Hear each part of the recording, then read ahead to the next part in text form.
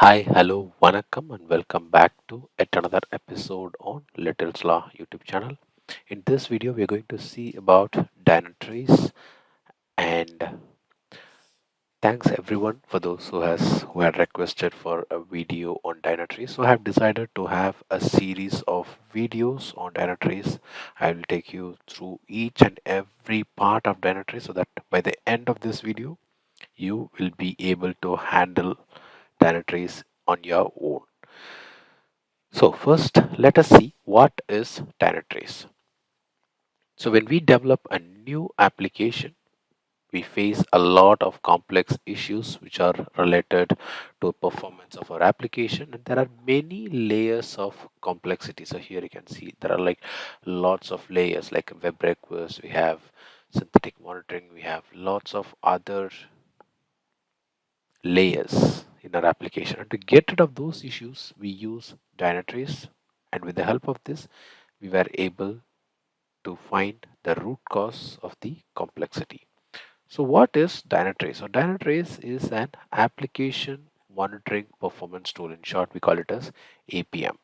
And this tool is widely used nowadays. And in fact, we have integration of Neoload with Dynatrace. We have load runner integration. We have JMeter integration. So, Dynatrace is an overall, it's a tool which solves almost all the performance issues if you can use it effectively by understanding the basics of it and by understanding the entire working method of it. So Dynatrace, again, it is widely used nowadays since it has many advanced features even for monitoring Java, so through which we can easily identify the performance of our application.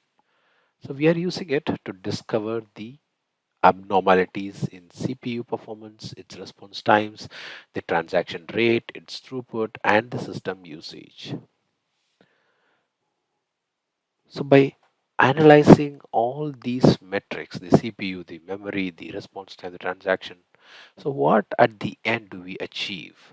So we were able to diagnose and fix many performance issues at an early stage and make our application more valuable. So here I would say the proverb where stitching at time saves nine.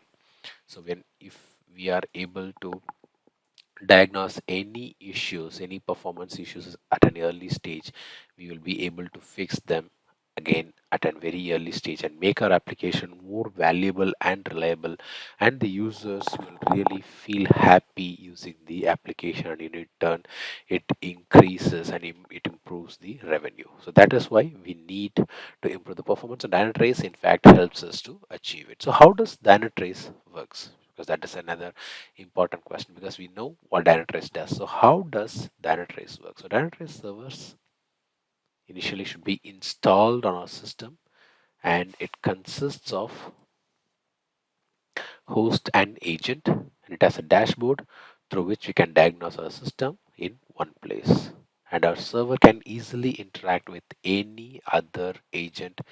If we want for that, we have to run some commands through the terminal, and then we can easily watch the user interaction and we can customize them on time.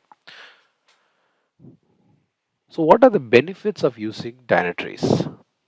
So for testing, we should have lot of data through which we can check our system's health, such as the CPU utilization, the memory utilization, the disk, the network utilization, and the storage problems. So we can also look into the problem which are captured in Dynatrace, and then we can resolve those. So for example, here you can see this particular application has a lot of issues in it.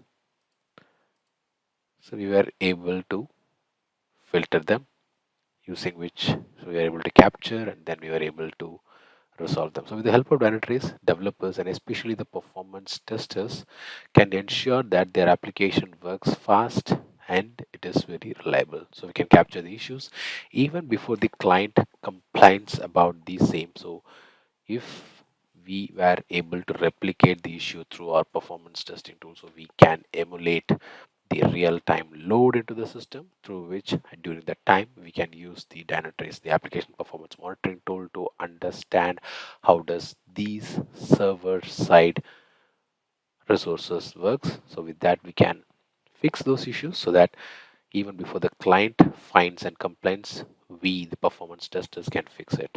So that is why we use the Dynatrace tool. So before we move on to the next part, this is me, Yavasan Shanmugam. I welcome you all to Little Slaw YouTube channel. If you are a subscriber already, I really thank you for your subscription. And if you haven't subscribed yet, please don't forget to subscribe to our video before the video ends, I would say. And thanks for watching the video.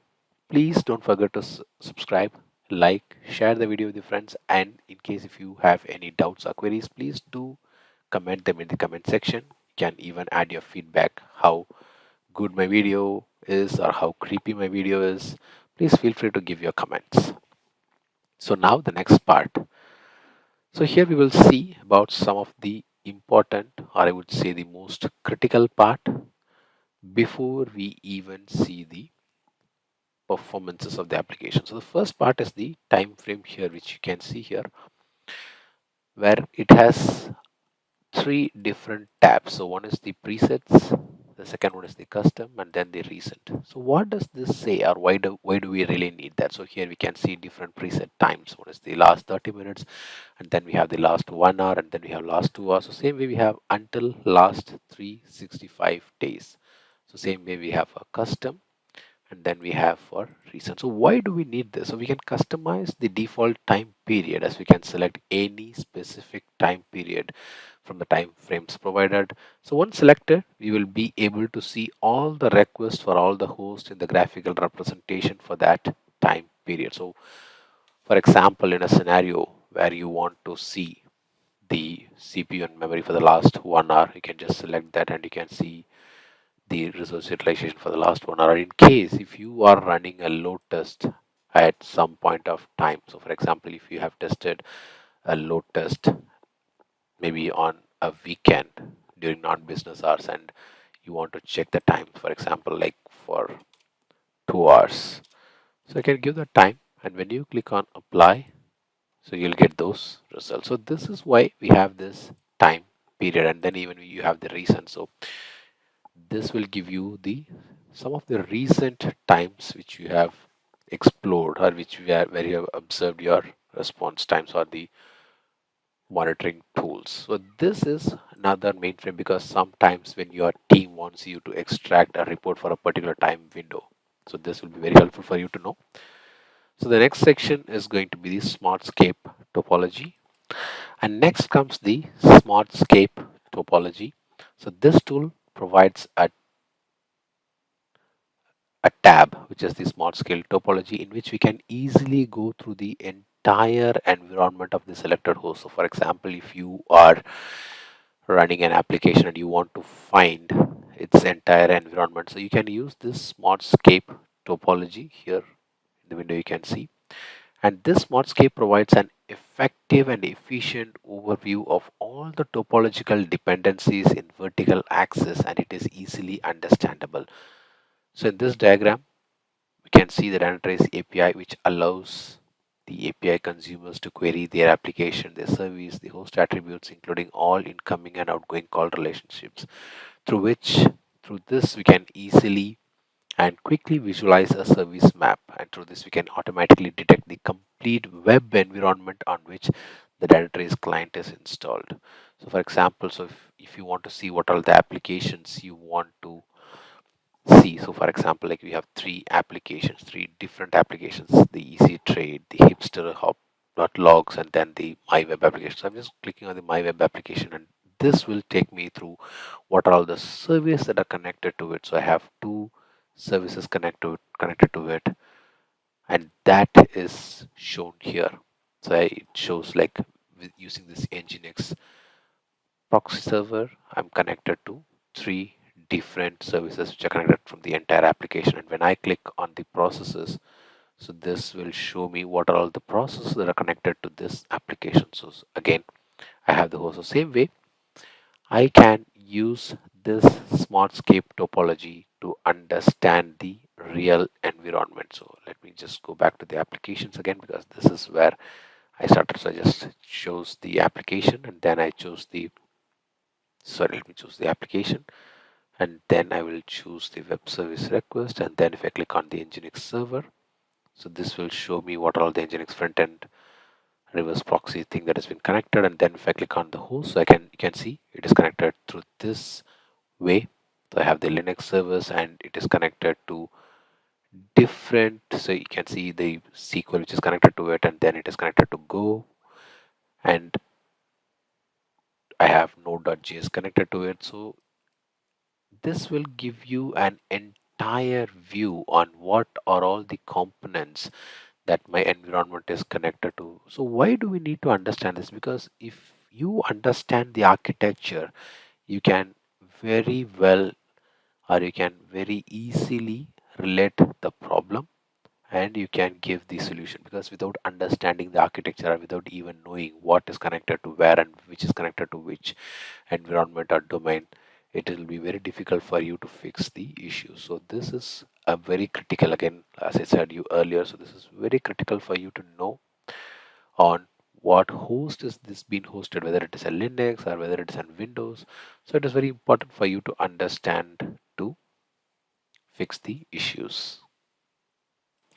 So we have a lot more to discuss. So I will take you through the errors, how to find the errors, and how to find the CPU, the memory, and every other part of Dynatrace. So we are going to discuss about the 360 degree of what, hows, and the wheres of Dynatrace. So don't forget to subscribe to Little Sly YouTube channel. Please do watch and follow for more informative and interesting videos. So until I meet you in another interesting video, it's bye bye from Vasan Shanmugam and Little Slaw.